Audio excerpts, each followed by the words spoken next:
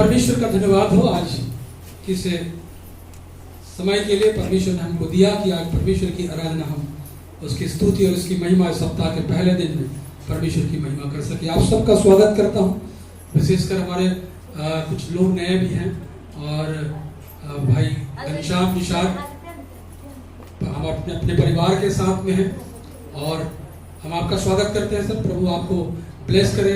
जब भी आप शहर में हो अवश्य हमारे साथ संगति कर सकते हैं और हम सब आपके लिए दुआ करते हैं, आपके परिवार के लिए। और आप जब भी यहाँ पर हो प्रभु महिमा के लिए आप आ सकते हैं। सो आपका स्वागत है, आपका परिवार का हम स्वागत करते हैं। परमेश्वर का धन्यवाद हो कि परमेश्वर हमको जय के उत्सव में लिए फिरता है और हम इन दिनों में देख रहे हैं कि समस्याएं सब घर में चल रहा है। कल एक न्यूज आया मेरे पास में कि पिछले दिनों में एक पास्टर का समूह छिंदावाड़ा करके जगह है वहां पर अरेस्ट हो गया और उसका कारण ये था कि एक पास्टर की डेथ हुई और उनको वहां पर मिट्टी दी गई और गांव में छिंदावाड़ा में मिट्टी दिया गया और गांव के लोगों ने रिपोर्ट किया और वो 5 पास्टर अरेस्ट हो गए। फिर ऐसी कई घटनाएं रोज ना रोज कुछ ना कुछ ये होती रहती है। लगता है हम कसूर हमारा नहीं है प्रभु, फिर भी ऐसा क्यों हुआ? क्यों हमारे विरोध में लोग खड़े हो गए? मैंने बताया कि पिछले दिनों में अंतराल का जो ग्रेवयार्ड था जो मिला हुआ था, जहां पर कम से कम 15 से 20 विश्वासियों का बॉडी दफन कर दिया गया, उसको भी वहां का जो तहसीलदार था वो जो है वो बाउंड्री को कल कुछ दिन पहले जाके उन्होंने तोड़ दिया और प्रशासन कुछ भी नहीं कर रही। ऐसे कई परिस्थितियां में आप बताने का मतलब ये है कि ऐसी कई परिस्थितियां हमारे जीवन में हैं और जबकि हम इन दिनों में यूसुफ के जीवन से सीख रहे हैं। उत्पत्ति के अध्याय में जैसे हमने घुसा और जब हम उन बातों को यूसुफ के जीवन में सीख रहे हैं और बहुत सारी नेगेटिव बातें भी है और पॉजिटिव बातें भी है, परंतु उन चीजों को हम कैसे लेते हैं? अगर समस्या आ रही है तो या तो हम नकारात्मक सोच रखते हैं या तो सकारात्मक सोच रखते हैं। या तो हम परमेश्वर को इसके लिए महिमा देंगे या तो परमेश्वर से ये कहेंगे परमेश्वर ये हमारे जीवन में क्या हो रहा है। कल तक हम अच्छे से दूसरे जगह में थे, आपके पास नहीं आए थे, सब कुछ ठीक चल रहा था, परंतु आज कुछ भी ठीक नहीं है। समय काफी तेजी से आगे बढ़ता चला जा रहा है और मैं बहुत देर तक आपको रोक के रखना नहीं चाहता हूँ क्योंकि आज गवाही थोड़ी सी लंबी हो गई है। आपको मैं फिर से स्मरण दिलाता हूँ, याद कहता हूँ कि अपनी गवाहियों को शॉर्ट एंड स्वीट में रखें, बहुत विस्तृत रीति से ना बताएं। परमेश्वर को बताने की जरूरत नहीं है। परमेश्वर यदि आप नहीं भी बोलेंगे, मन में बात आ गई है, अगर गवाही नहीं दे रहे हैं तो भी मन में बात आ रही है, प्रभु मुझको गवाही देनी थी पर तुम्हें दे नहीं पाई, इसका मतलब ये नहीं कि परमेश्वर आपकी बातों को नहीं समझ रहा है ना। और इसलिए मैं चाहता हूं कि छोटे से शब्दों में आप अपनी गवाही को दे। और मैं इसलिए आपको इसलिए अलाउ करता हूं कि जब मैं इस जगह से बोल रहा हूं तो आप मेरी सुनते हैं तो मैं भी आपकी सुनूं, है ना। और इसका मतलब ये भी नहीं अगर आपने सारा समय ले लिया तो फिर परमेश्वर के वचन से कटौती करना पड़ जाती है और मैं बिल्कुल नहीं चाहता कटौती करना, मैं नहीं चाहता, है ना। तो इन दिनों में हम यूसुफ के जीवन में इन बातों को सीख रहे हैं। यूसुफ के जीवन से हम सीख रहे हैं 42 अध्याय। और मैं चाह रहा हूं कि आप जब इस जगह पर आते हैं तो इस अध्याय को बार बार 42, 43, 44 ये अध्याय बहुत शॉर्ट में हम आगे बढ़ते चले जा रहे हैं। पूरी विस्तृत रीति से हम बातों की चर्चा नहीं कर रहे हैं, बट आपको ये पूरा अध्याय को रोज पढ़ना है।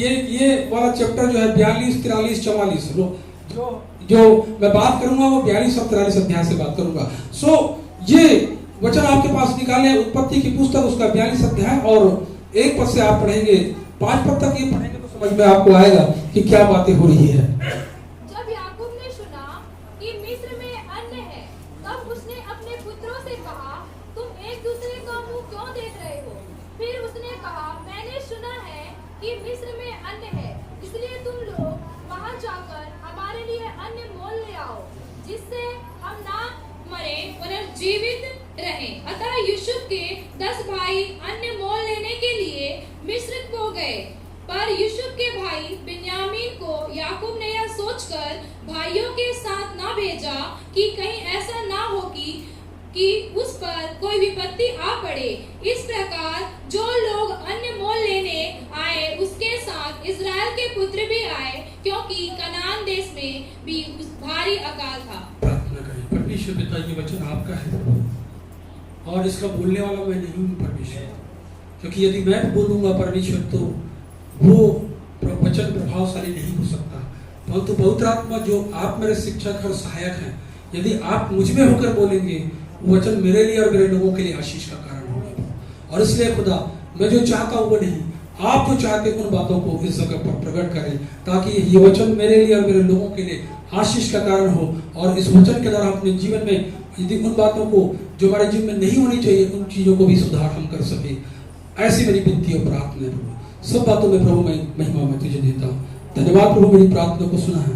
महिमा, आदर, गौरव, इज्जत केवल प्रभु यीशु मसीह पवित्र आत्मा पिता परमेश्वर में आपको देते हैं। धन्यवाद के साथ प्रार्थना यीशु मसीह के नाम से मांगता हूं, आमीन। यहाँ पर हम बातों को देख रहे हैं कि अब जबकि अकाल का समय आ गया, सुकाल का समय खत्म हो रहा है और अब क्या समय आ रहा है? अकाल का समय आ रहा है और अकाल पड़ने लग गया।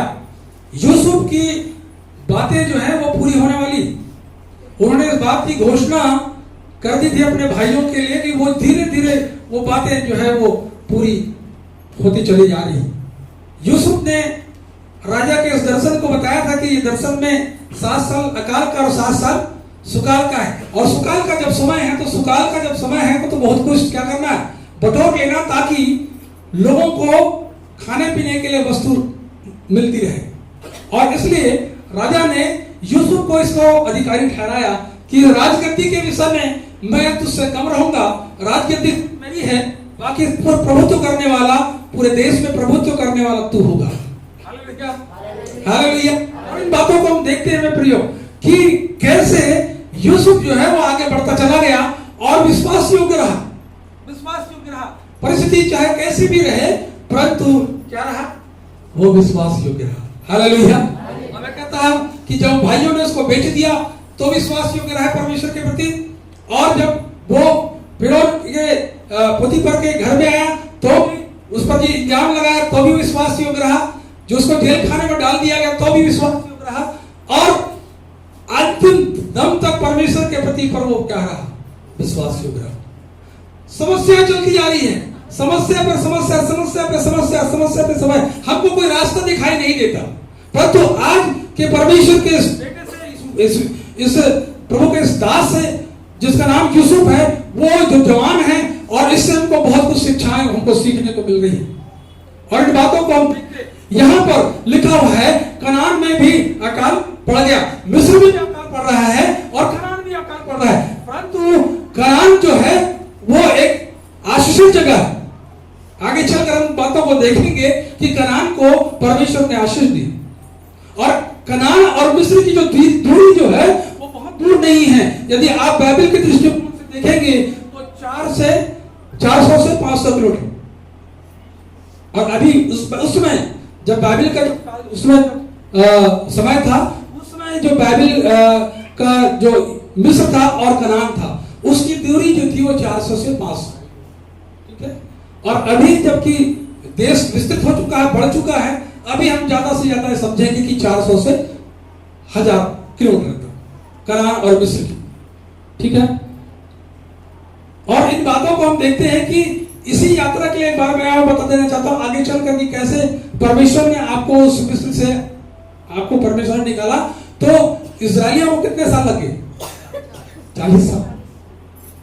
400 और 500 किलोमीटर की दूरी या 1000 किलोमीटर की दूरी कितने दिन की होनी चाहिए? पैदल भी चलेंगे, धीरे धीरे चलेंगे तो 1 महीना 2 महीना लगेगा। पर तो ऐसा क्या होगा कि 40 साल लग गए, है ना? कई बार हमारी जो गोल होता है, हमारा जो लक्ष्य होता है बहुत करीब होता है, हमारा जो लक्ष्य होता है, हमारा जो टारगेट होता है वो बहुत कम होता है।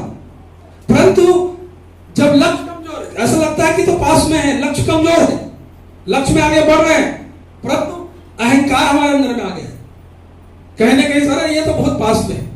आपने कछुए और खरगोश की कहानी पढ़ी होगी, अगर स्कूल गए हैं तो, है ना? कछुए को बड़ा खरगोश को बड़ा घमंड हो गया, ये कछुए से मेरी क्या तुलना कर रहे हो, अरे मैं तो तेज दौड़ने वाला हूं, मैं तो तेज दौड़ने वाला हूं, और मैं तो यूं ही पहुंच जाऊंगा। और क्या हुआ, एक अहंकार जीवन में था, और अहंकार के कारण वो कछुआ जो है खरगोश से हार गया। ऐसे ही ये इस्राएलियों के साथ हुआ, इस्राएलियों के साथ अहंकार था, अरे तो पास में है, हम तो बहुत जल्दी पहुंच जाएंगे। एक तो निकलना नहीं चाहते, एक तो निकलना नहीं चाहते, और दूसरा उसके अंदर में भावना, कई बार उन्होंने परमेश्वर के आज्ञा को, परमेश्वर की बातों को नहीं माना। यहां पर हम इन बातों को देख रहे हैं कि अब अकाल पड़ा हुआ है, और वो अकाल का जो असर है वो याकूब के परिवार पर भी है, याकूब के परिवार पर ही है। मिस्र में तो उसका असर है ही, परंतु कनान में भी क्या है, अभी कनान पहले आशीषित नहीं हुआ है, अभी कनान जो है आशीषित नहीं हुआ है, अभी भी कनान में कुछ गड़बड़ियां हैं। तो परमेश्वर के इस दास कहता है, याकूब कहता है अपने बच्चों से, भाई हमारे जगह में अकाल पड़ रहा है बेटा, तो तुम लोग ऐसा करो। उन्होंने सुनाई दिया कि मिस्र में कुछ इंतजाम है, मिस्र में कुछ इंतजाम है भोजन का, तो तुम लोग भी ऐसा करो कि क्या करो, अपना सब चीजें लेके जाओ और वहां पर क्या करो, वहां से अन्न लेके आओ, खाने की भोजन वस्तु लेके आओ। ठीक है, कहां पर जाना चाह रहे हैं, ये याद करें, ये वही भाई है, ये वही भाई है जिन्होंने अपने भाइयों से, अपने पिता से बात कह रहा कि लोग मेरे को दंडवत करेंगे, तुम मेरे पास आओगे। हालेलुया, तैयारी वही की है, तैयारी फिरौन के पास जाने की नहीं है। आप अगर देखेंगे, तैयारी फिरौन के पास जाने की बात नहीं हो रही, तैयारी कहां पर, यूसुफ के पास जाने की हो रही है। हालेलुया, परमेश्वर परिस्थितियों को, ऐसा विभिन्न परिस्थितियों को भी बदल देने वाला परमेश्वर है। हालेलुया, अपने वायदों को पूरा करने वाला परमेश्वर इसलिए वायदों को पूरा कर रहा है क्योंकि यूसुफ आज्ञाकारी बना, अभी तक बना हुआ है, अभी तक बना हुआ है, उसके अंदर कोई अहंकार, अभी भी अहंकार नहीं है, अभी भी अहंकार नहीं है। और यदि आप इन बातों को आप पढ़ेंगे, पहला पद को एक बार फिर से, तो वहां पर लिखा, पहला और दूसरा पद को पढ़ो। जब याकूब ने सुना कि मिस्र में अन्न है, तब उसने अपने पुत्रों से कहा, तुम एक दूसरे का मुंह क्यों देख रहे हो? फिर उसने कहा, मैंने सुना है कि मिस्र में अन्न है, इसलिए तुम लोग वहां जाकर हमारे लिए अन्न मोल ले आओ, जिससे हम ना मरे वरन जीवित रहें। ये एक बाप का सारा बच्चों का है, बेटों का है, और वो कह रहा है कि जाकर मिस्र में क्या करो, अन्न मोल लेके आओ, जिसके हम इस अकाल में मरे ना, परंतु क्या रहे, जीवित रहें। हमको इस बात को याद रखना है कि परमेश्वर जो है वो रास्ते को बनाने वाला परमेश्वर है, रास्ते को बनाने वाला परमेश्वर, वो आपको भटकाएगा नहीं, वो आपको भटकाएगा नहीं। God will make a way for you, आपके लिए रास्ते को खोलने वाला परमेश्वर। आप विपरीत परिस्थिति में फंसे हुए, प्रभु मेरे पास कुछ भी नहीं है, सारी परिस्थिति मेरे विपरीत में है, परंतु प्रभु मैं जानता कि तो परमेश्वर है जो समुद्र को दो भाग कर अलग कर दिया और अपने लोगों को हटा दिया, अपने लोगों को। हालेलुया, तो आज भी वो काम करता है हमारे लिए, परमेश्वर रास्ते को तैयार करता है मेरे, हमारे लिए परमेश्वर अपने लोगों के लिए रास्ते, वो आपको शर्मिंदा होने नहीं देगा। आपको ऐसा लगता जरूर है कि मैं शर्मिंदगी हो जाऊंगी या हो जाऊंगा, लोग मेरी बेइज्जती करेंगे। ये समय है, ये काल चल रहा है, कई लोग जो है हमारे समाज में, जो बाहर में जो विश्वासी लोग हैं, इसका सामना कर रहे हैं, अपमानित हो रहे हैं, अपने गांव में अपमानित हो रहे हैं। हर दिन बोलता मैं हमेशा बताता, पड़ोसी को जो परिवार के लोग हैं, उनको उनका तिरस्कार का सामना उनको करना पड़ता है, गांव के लोगों का तिरस्कार का सामना करना पड़ता है। कई ऐसे लोग हैं जो गांव से बाहर निकाल दिए गए हैं, वे आसपास के लोगों का सामना करना पड़ता है। और ऐसी परिस्थिति में मैं और आप ये सोचते हैं, विचार करते हैं, प्रभु इतनी सारी बातें हो रही है, क्या मेरी प्रार्थनाएं तुझ तक नहीं पहुंच रही, क्या मेरी प्रार्थनाएं तुझ तक नहीं पहुंच रही। मेरे प्रियो, परमेश्वर का नियंत्रण परिस्थितियों पर है। हालेलुया, परमेश्वर का नियंत्रण परिस्थितियों पर है। वो चाहता नहीं है, वो नहीं चाहता।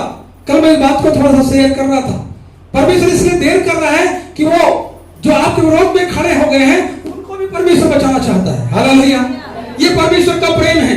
थोड़ा सा विलंब कर रहा है, जहां पर मेरी भलाई मुझको कष्ट हो रहा है, परमेश्वर देख रहा है इसको कष्ट हो रहा है, परंतु परमेश्वर को भी कष्ट हो रहा है, इसलिए जो सता रहे हैं वो अभी तक बचाए नहीं गए। हालेलुया, वो बचाए जाए इसलिए अपने बच्चों को तकलीफ से गुजरने दे रहा है। हालेलुया, और जब ऐसी परिस्थितियां आते हैं, परमेश्वर आपको छोड़ नहीं देता मेरे प्रियो। परमेश्वर ज्यादातर मैं सोचता हूं कि वो आपको और करीब आ जाता है, और करीब आ जाता है। हालेलुया, हालेलुया, आप कभी भी अकेले नहीं हैं, आप कभी भी अकेले नहीं हैं। जब परिस्थिति आपके विपरीत में हो, परमेश्वर आपके ज्यादा नजदीक में है, ज्यादा नजदीक में है। और यहाँ से ये यात्रा, वो भाई लोग यात्रा करते हैं, ये 10 भाई वहां से निकलते हैं और यात्रा करते हैं अन्न के लिए। और अगर आप आगे बढ़ेंगे तो वहां पर भी बहुत सारी बातें आपको सुनने को मिलेगा कि वो लोग जाते हैं और जाकर कनान से निकलते और फिर वहां से अन्न लेकर वापस होते, वहां से अन्न लेकर वापस हो रहे। और वापस कैसे हो रहे? उनके पास में एक भाई को तो उन्होंने खो दिया, यूसुफ को खो दिया, बचा एक भाई। शर्त यह था यूसुफ का, मैं बहुत शॉर्ट पे चल रहा हूं, यूसुफ का शर्त यह था कि एक भाई को तुमको यहां पर क्या करना पड़ेगा, लेके आना पड़ेगा, छोटे भाई बिन्यामीन का। और बिन्यामीन जो था वो यूसुफ का छोटा भाई, जिससे यूसुफ भी प्यार करता था। हालेलुया।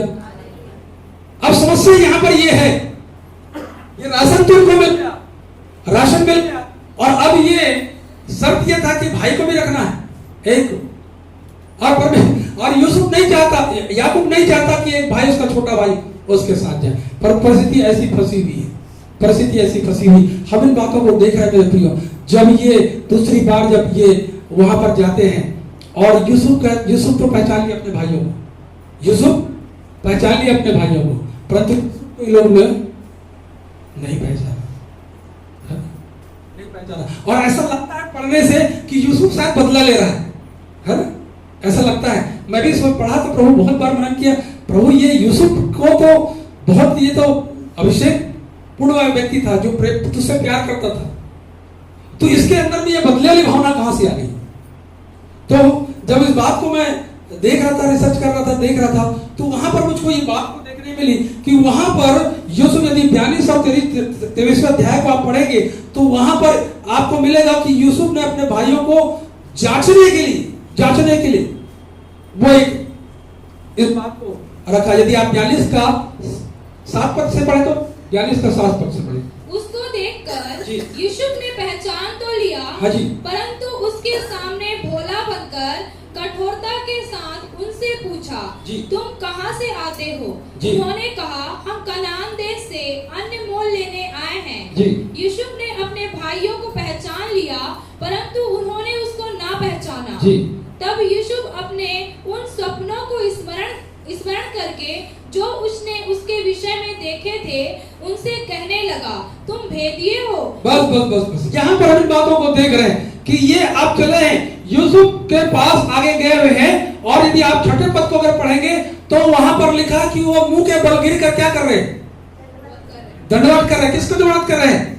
राजा को दंडवत नहीं कर रहे हैं, यूसुफ को दंडवत कर रहे हैं, जिसके बारे में यूसुफ ने घोषणा बहुत पहले कर दी। हालेलुया, इस बात की घोषणा कर दी थी। और यूसुफ को तो ये बहुत उसको नया नहीं लग रहा, इसको यूसुफ जानता था ऐसा होने जा रहा है। हालेलुया।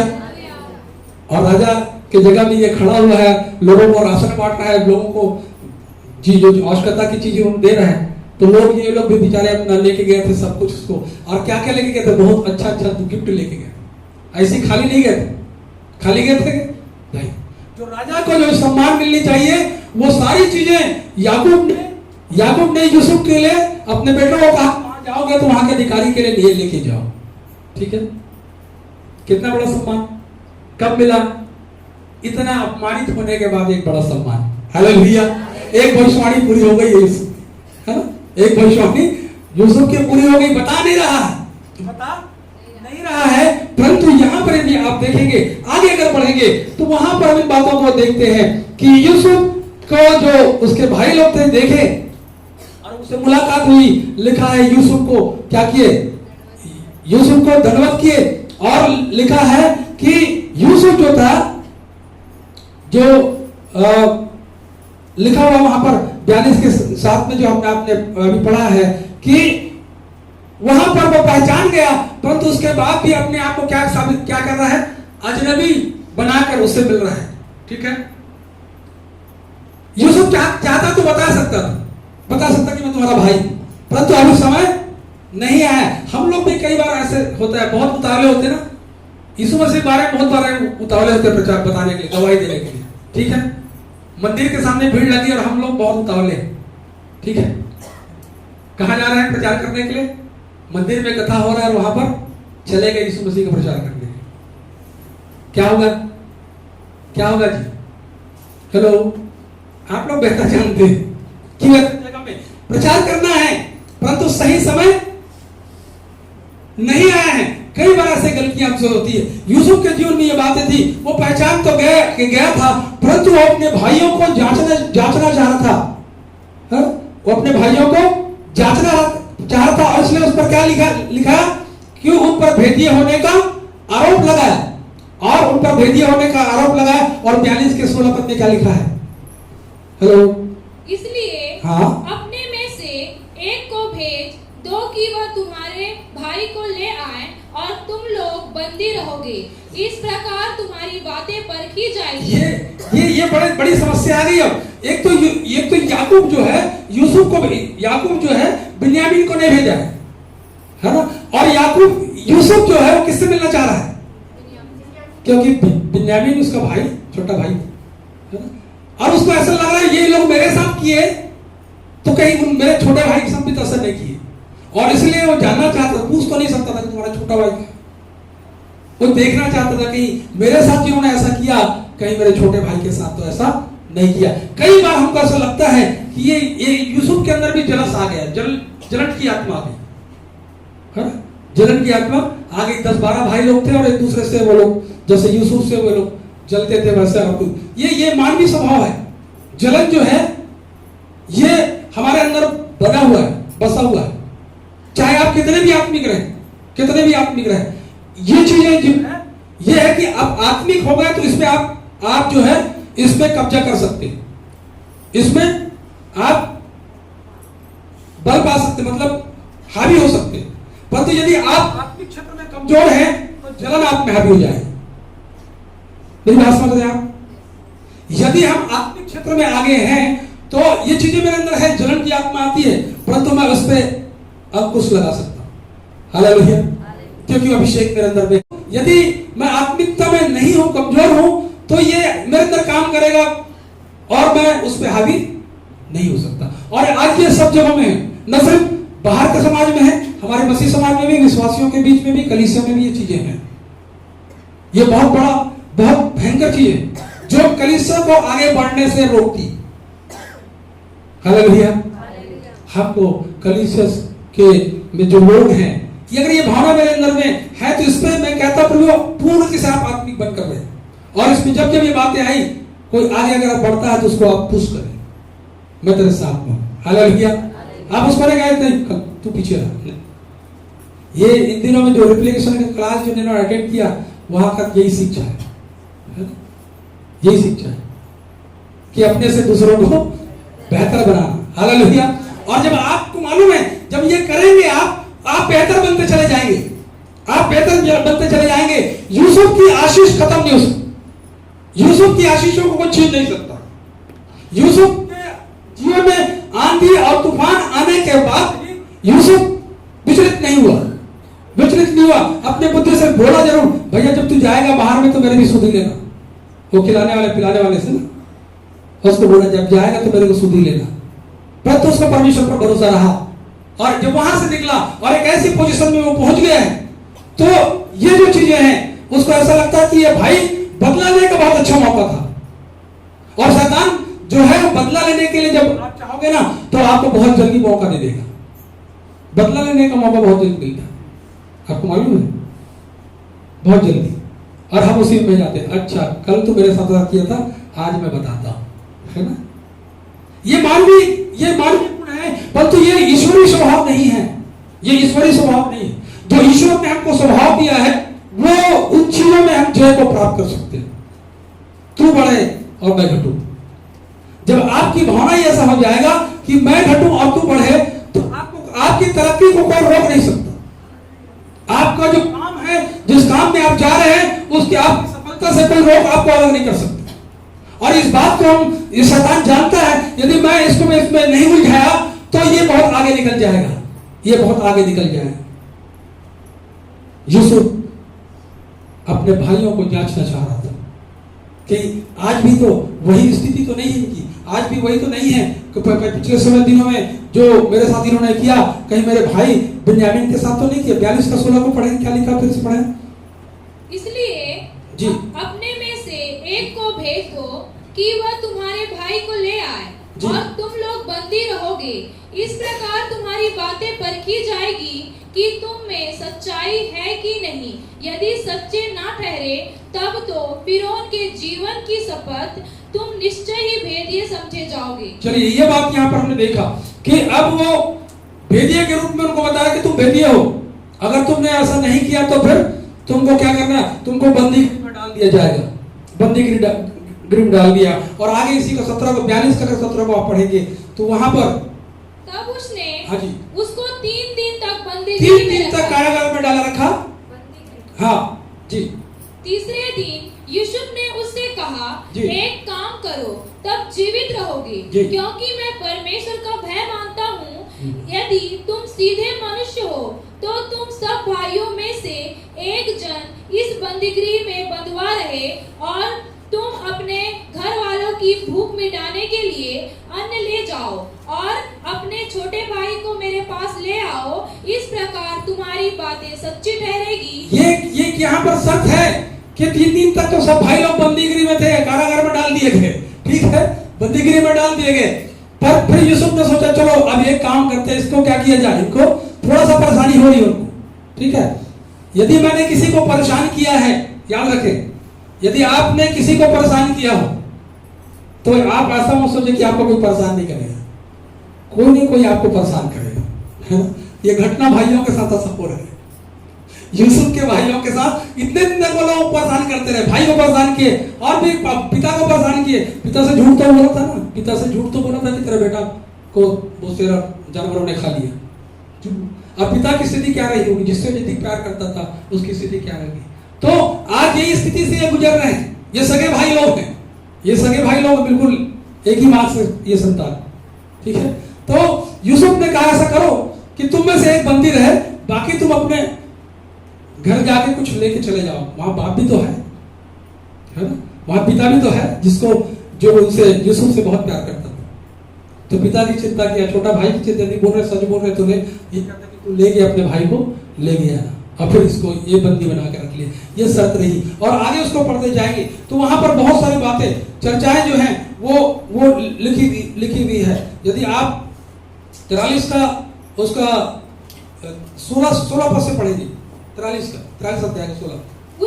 उसके साथ बिन्यामीन को देखकर यूसुफ ने अपने घर के अधिकारी से कहा, उन मनुष्यों को घर में पहुंचा दो और पशु मार के भोजन तैयार। अब बिन्यामीन आ गया, कहाँ ये लोग चले गए और फिर वापस लेके आए किसको, बिन्यामीन को लेके आ गए। और बिन्यामीन को देख कर बड़ा खुश हो गया कि उसका भाई। हालेलुया। क्योंकि वे लोग दोपहर को मेरे संग भोजन करेंगे। तब वह अधिकारी पुरुष यूसुफ के कहने के अनुसार उन पुरुषों को यूसुफ के घर में ले गया। तब जब वे यूसुफ के घर को पहुंचाए गए तब वे आपस में डरकर कहने लगे, जो रुपया पहली बार हमारे बोरों में लौटा दिया गया था उसी के कारण हम भीतर पहुंचाए गए हैं, जिससे कि वह पुरुष हम पर टूट पड़े और हमें वश में करके अपने दास बनाए और हमारे गधों को भी छीन ले। ये ऐसे ख्यालात आ रहे हैं इन लोगों पे। ये डर है और बहुत सारी चीजें बोरे में भी उसको धन और सब डाल दिया गया था, रुपये पैसे डाल दिए गए थे। अब यहाँ पर धर्म संकट में ऐसा इन्होंने क्यों ऐसा किया, मतलब कुछ ऐसा हमारे साथ अनुचित काम होने वाला है और वो इस बात की चिंता कर रहे हैं। और यहाँ पर आगे अगर उसको अगर देखेंगे 42 का 25 से 42 का 25 तब यूसुफ ने जी। आज्ञा दी कि वे उसके बोरे अन्न से भरो और एक एक जन के बोरे में उसके रुपयों को भी रख दो, फिर उसको मार के लिए भोजन वस्तु दो। अतः उसके साथ ऐसा ही किया गया। तब वे अपना अन्न अपने गधों पर लाद कर वहां से चल दिए। सराय में जब एक ने अपने गधे को चारा देने के लिए अपना बोरा खोला, तब उसका रुपया बोरे के मुंह पर रखा हुआ दिखलाई पड़ा। बस दूसरी बार भी उनके धन को क्या करें, उन्होंने वापस करके उनके बोरे में रखने के द्वारा ये उनके बोरे में वो धन को फिर से रख दिया गया। लेके जा रहे हैं। और ऐसी घटनाएं एक बार नहीं 2 बार यहाँ पर हम बातों को देख रहे हैं। मतलब ये था, यूसुफ जो था अपने भाइयों को से उन बातों को कहना तो चाह रहा है, बताना तो चाह रहा है, परंतु थोड़ा सा परेशान जरूर होनी चाहिए, है ना। सजा कम से कम होना चाहिए। हम लोग बोलते हैं कि नहीं ऐसे छोड़ देंगे तो ठीक नहीं, थोड़ा सा उनको घूमने दो, है ना। कई लोग बोलते ना थोड़ा सा ज्यादा बोलने में भी क्या होशियार बनना बोलते ना, तो ठीक है भाई तुम करो, है ना, ठीक। और यहाँ पर यही बातें हो रही है। और हम इन बातों को देखते हैं कि जब यूसुफ को बर्दाश्त नहीं हुआ, जब यूसुफ को बिन्यामीन को देखा, भाई लोग को देखा, तो आंखें भी भर आई ना, आंखें भी भर आई। अगर आगे पढ़ेंगे, समय हमारे पास 10 मिनट और है, तो मैं बातों को बताना चाहता हूं कि ये पहला जो काम है कि परमेश्वर हमारे लिए रास्ते तैयार करता है। अब उस रास्ते में सिर्फ फूल ही फूल नहीं है ना। उस रास्ते में सिर्फ फूल ही फूल नहीं है। यदि आप विश्वास में हैं, परमेश्वर के साथ चल रहे हैं, तो आपके साथ जीवन में उतार और चढ़ाव भी आएगा। अब उसको आप कैसे फेस करते हो, आप जब यदि आप परमेश्वर के निकट रहकर उसको सामना कर रहे हो, उसको फेस कर रहे हो समस्या का, तो वो आपको बहुत इजी लगेगा। विश्वासी बता क्योंकि आपके पास परमेश्वर क्या आशा है, परमेश्वर निकाश करेगा, परमेश्वर रास्ता खोलेगा। हालेलुया। जब ऐसे हम सोचते हैं तो वो रास्ते को परमेश्वर खोलता चला जाता है। वहां पर भी कठिनाई नहीं है, वहां पर कठिनाई नहीं है, लगता जरूर है, रास्ते कठिन जरूर लगते हैं, परंतु परमेश्वर का वचन हमको इस बारे में बताता है कि यदि परमेश्वर हमारे साथ है तो हमारा विरोधी कौन हो सकता है। हालेलुया। कौन हो सकता है विरोधी? कोई नहीं हो सकता। परमेश्वर अगर मेरे लिए नियुक्त कर दिया गया था, ये यूसुफ के पैदा होते ही नियुक्त कर दिया गया था। किनके साथ ऐसी घटनाएं घटी, और यही मेरा अभिषेक, जिसको मैंने अभिषेक किया यूसुफ को, ये मेरा एक अच्छा दास बनेगा। आपके जीवन के लिए परमेश्वर की सेवा है, तो क्या लिखा है वचन में? क्या लिखा है? गर्भ में रचने से पहले। हालेलुया। क्या कहता है? गर्भ में क्या? Hallelujah. Praise the Lord, praise the Lord. मेरे प्रियो, हम अपने पावर को बहुत कम आंकते हैं, हम अपने ताकत को बहुत कम, ये परमेश्वर ने हमको दिया है गिफ्ट में। हालेलुया। मैं कहता जो आप बोलेंगे वो होगा। हालेलुया। जो आप बोलेंगे होगा, परमेश्वर करेगा। क्यों? क्योंकि उसके बेटे ने कहा है। आप क्या बोलते हैं अपने बारे में, घर के बारे में, परिवार के बारे में, लोगों के बारे में? पॉजिटिव बन जाए। परमेश्वर रास्ता तैयार कर रहा है, परंतु उसमें चलने के लिए आपको तैयारी करनी है ना। आप तो उसी में लगे हैं, प्रभु अब क्या होगा, इतने सारे लोग हैं, क्या जवाब दूंगा, क्या बोलूंगा, क्या करूंगा, है ना। पूरे गांव मेरे विरोध में हो गए, क्या करूं? दहशत आ गया। परमेश्वर आपके साथ में है। वहां पर क्या बोलना है वो आपके चिंता नहीं है। हालेलुया। वहां पर तो पवित्र आत्मा आपकी सहायता करे। क्यों? क्योंकि आप परमेश्वर के भय में चल रहे हैं। परमेश्वर मार्ग को खोलेगा, तैयार करेगा। आप उसकी चिंता नहीं करें। आप विश्वास योग्य बने रहें, आप विश्वास योग्य बने रहो, मैं विश्वास योग्य बना रहूं। उसको ये स्पर्धा नहीं है। यहाँ जो लोग बैठे हैं, ये मैं कहता हमेशा ये कंपटीशन में भाग नहीं, यानी कौन कितना आत्मिक है और कौन कितना शारीरिक है, ये स्पर्धा नहीं चल रही है, ये स्पर्धा नहीं चल रही।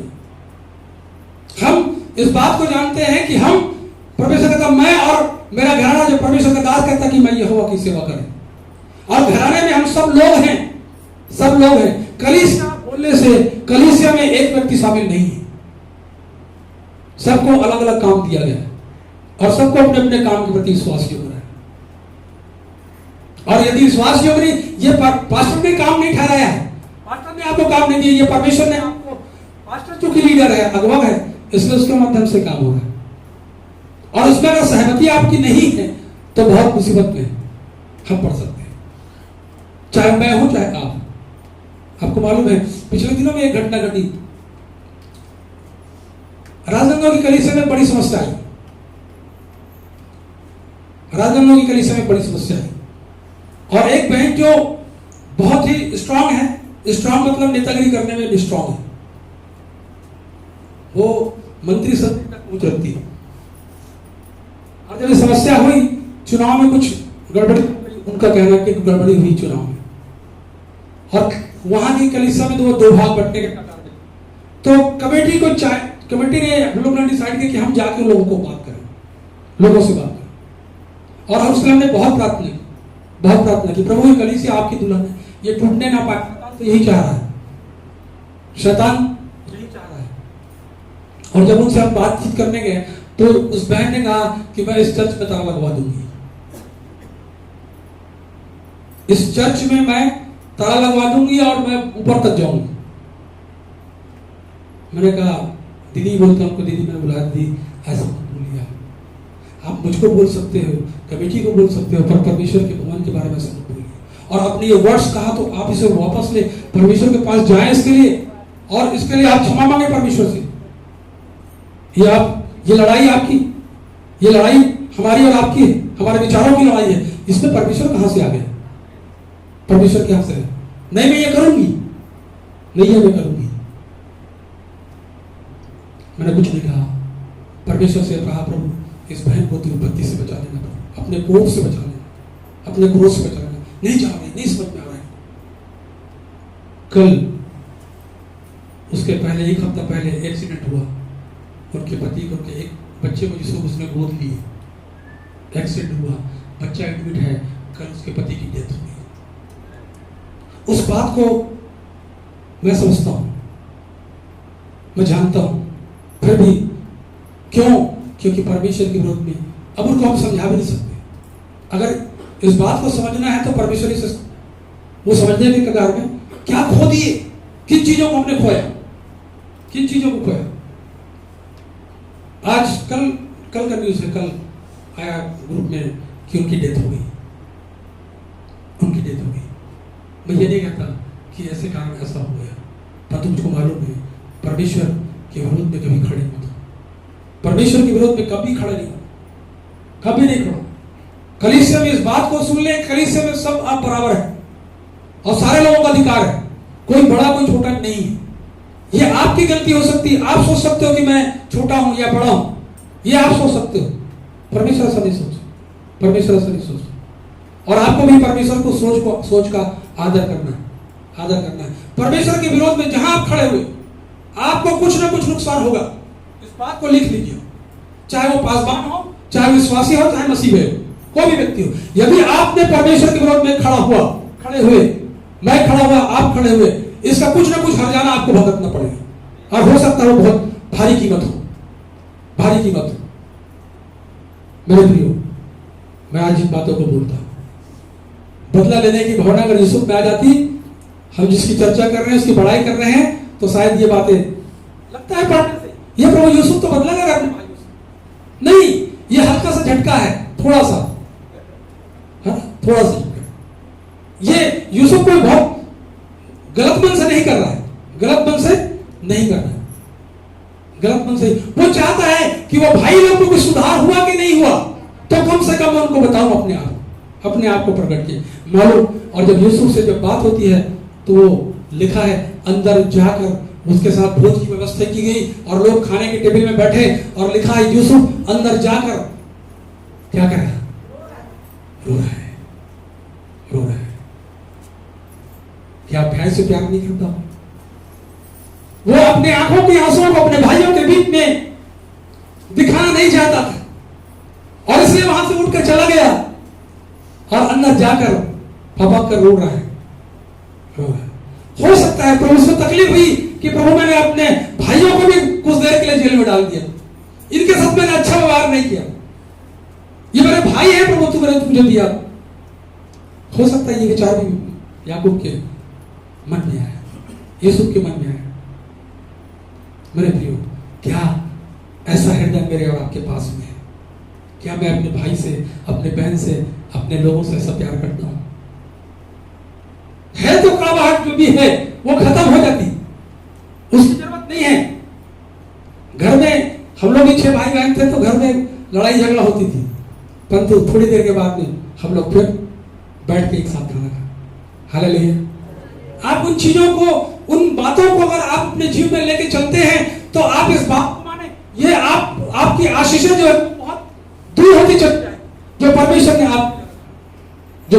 आपके लिए रखा हुआ है। उस खाई को आपको बांटना है। हालेलुया। इतना बोलने में कि आप बड़े हम छोटे हैं क्या जाता है? Hallelujah, hallelujah.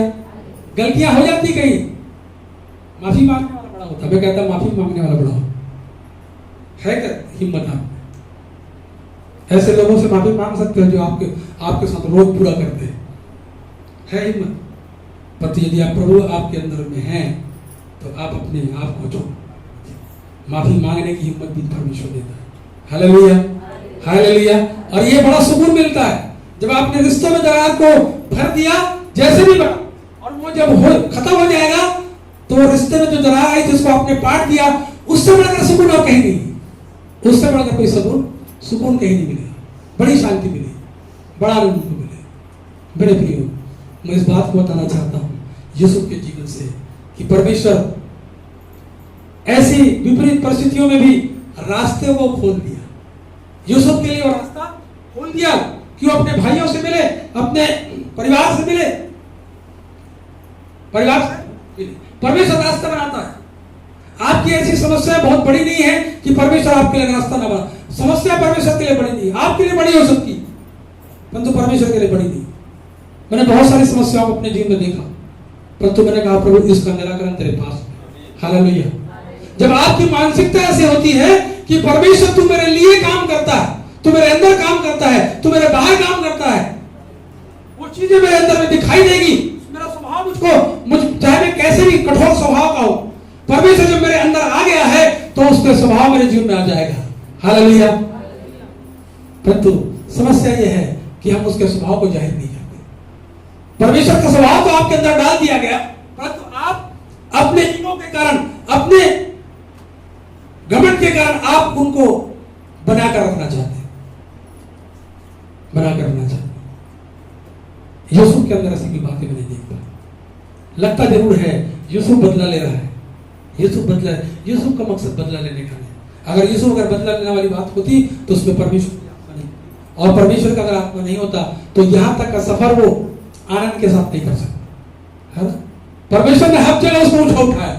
आपके गांव में, आपके शहर में, आपके पड़ोसी, आपका परिवार आपके विरोध कर रहा है, परंतु आपको मालूम है कि आपके कारण ही परिवार को आशीष है, आपके कारण गांव को आशीष है, आपके कारण समाज को भी आशीष है। जो लोग नहीं समझते, पोतीफर समझती थी, पोतीफर उस बात उसके घराना समझता था इस बात कि यहोवा ने इसे आशीष दिया। मेरे प्रियो, इस चीजों से आप अलग मत होइए, अलग मत होइए। उनके लिए प्रार्थना करें और जय की घोषणा करें, जय की घोषणा करें। मेरे परिवार को परमेश्वर बदल रहा है।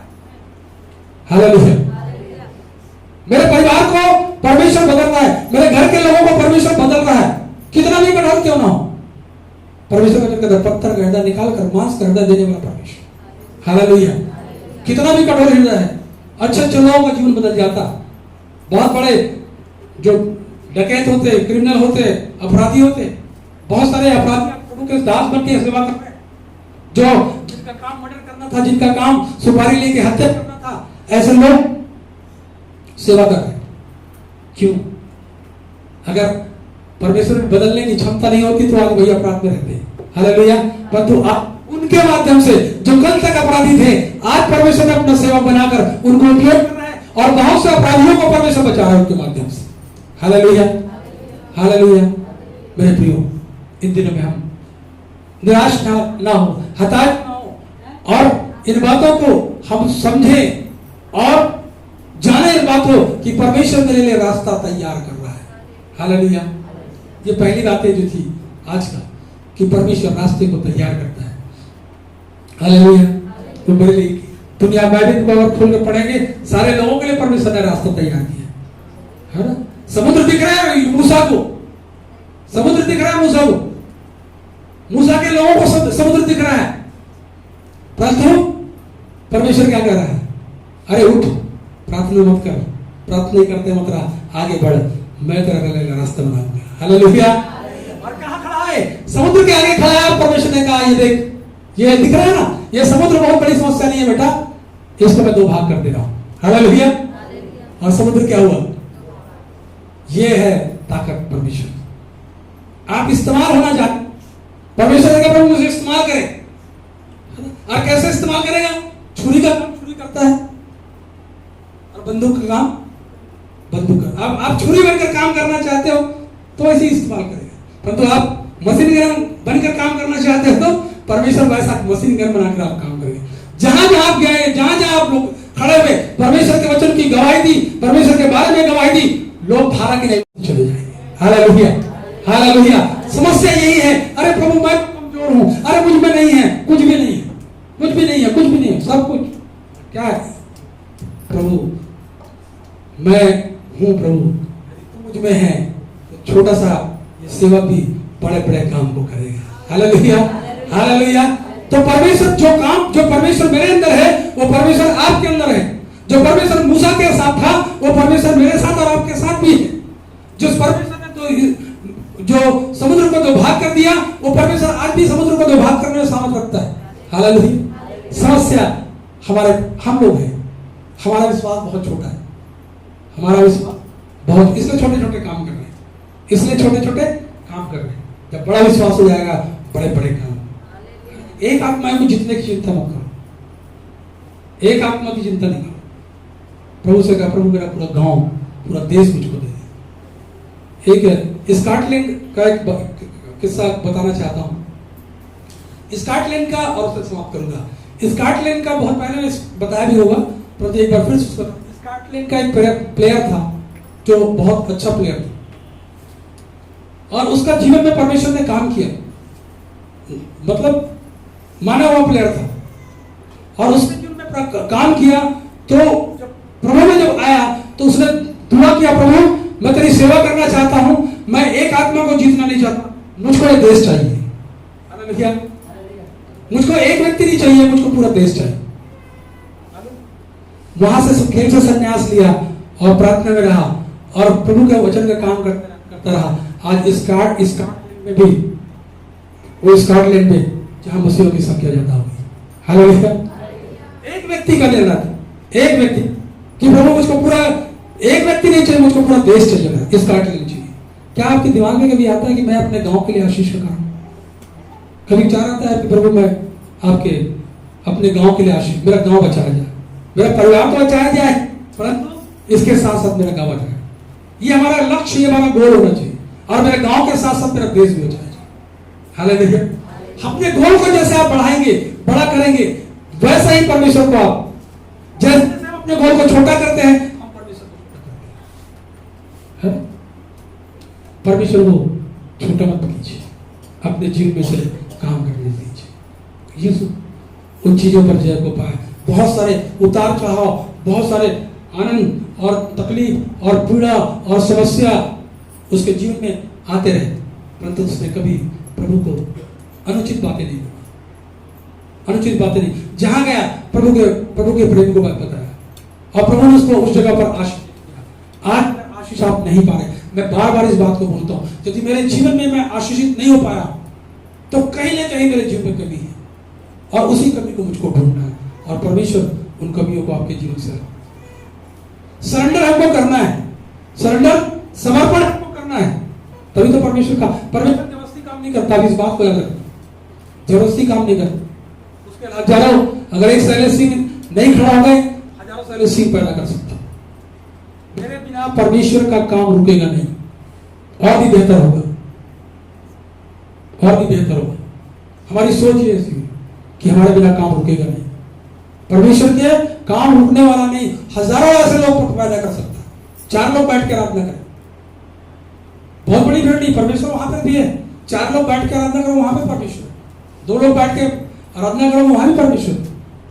मेरे प्रिय, कभी भी इस बारे में हम जो परमेश्वर ने हमको दिया है उसका इस्तेमाल करें, उसका इस्तेमाल करें, प्रभु की महिमा के लिए करें, इंसानों को दिखाने के लिए, इंसानों को दिखाने के लिए। आपको मैं इस बात को कहता, यूसुफ अपने भाई, क्योंकि परमेश्वर का प्रेम उसके जीवन में था।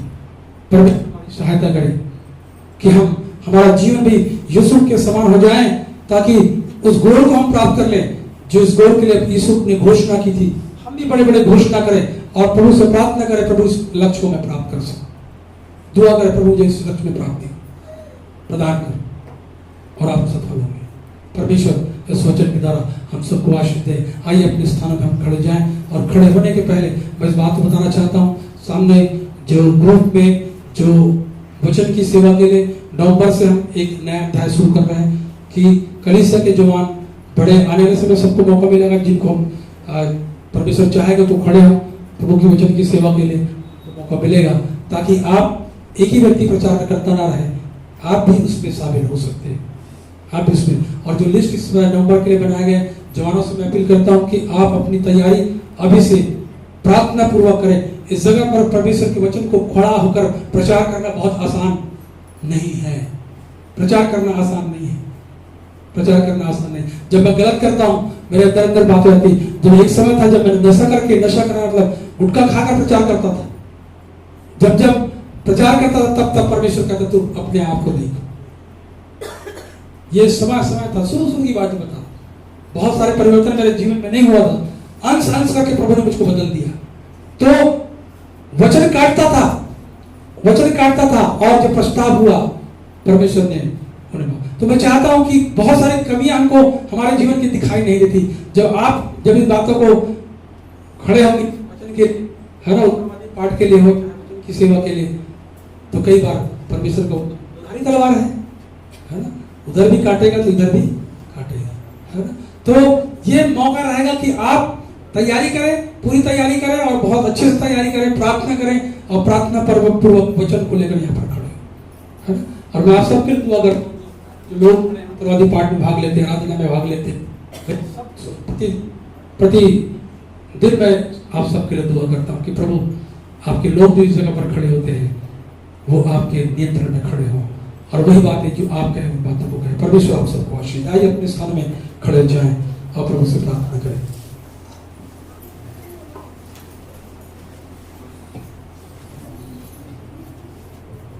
थोड़ी देर हम अपने मन में प्रार्थना करें, थोड़ी देर मन में प्रार्थना करें।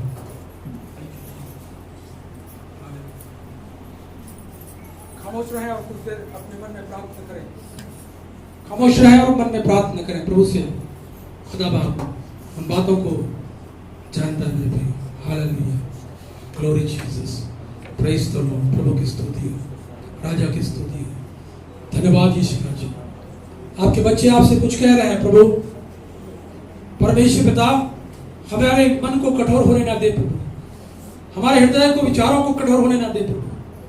परमेश्वर पिता, क्योंकि हम जानते हैं खुदा बाप, यदि हम कठोर हो गए, तेरा वचन कहता आज तू उसका शब्द सुने तो अपना मन को कठोर ना करना।